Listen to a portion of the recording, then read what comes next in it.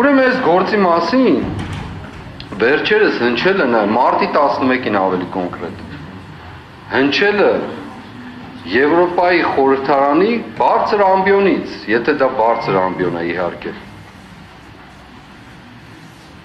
Հնչել է Հայաստանի Հանրապետության փաստացի, այսպես ասեմ, կառավարության ղեկավարի կողմից այս գործի մասին, իմ մասին առանց անուն տալու։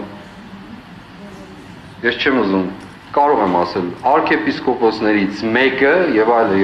այլն, հսկայական ցույցեր եւ այլն կազմակերպեց ակնհայտորեն ապատեղեկատվություն տալով ժողովրդին։ Եվ այլ դա ցույց է տալիս այդ ամբիոնից հայտարարություն, որ սա քաղաքական գործ է, ինչպես պարոն Մելիքյանը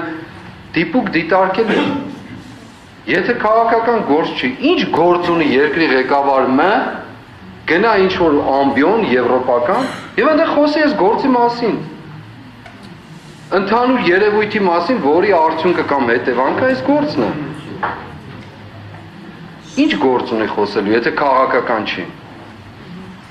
Սովորական դատական process-ը, իր ինչ գործն է քիթը մտցնելու այնտեղ։ Նույնը արել է արտաքին գործերի նախարար, ես բարձր պաշտոններն եմ ասում, Եվրոպայի դատարանում, ընդ որում նա լացելով, թե իրեն կյանքից զրկելու եւ հետո շարունակություն, հոգեվորականներ, որոնք ահաբեկչություն եւ այլն, հիմա բառացի չեմ մեջ վերում, բայց դա է։ Այս մարդիկ խոսում են այս գործի մասին, բայց չկան վկայություն տան, թե մենակ եվրոպացիների առջև են իրենք վկայություն տալիս, կամ այլ ուժերի հիբրիդային։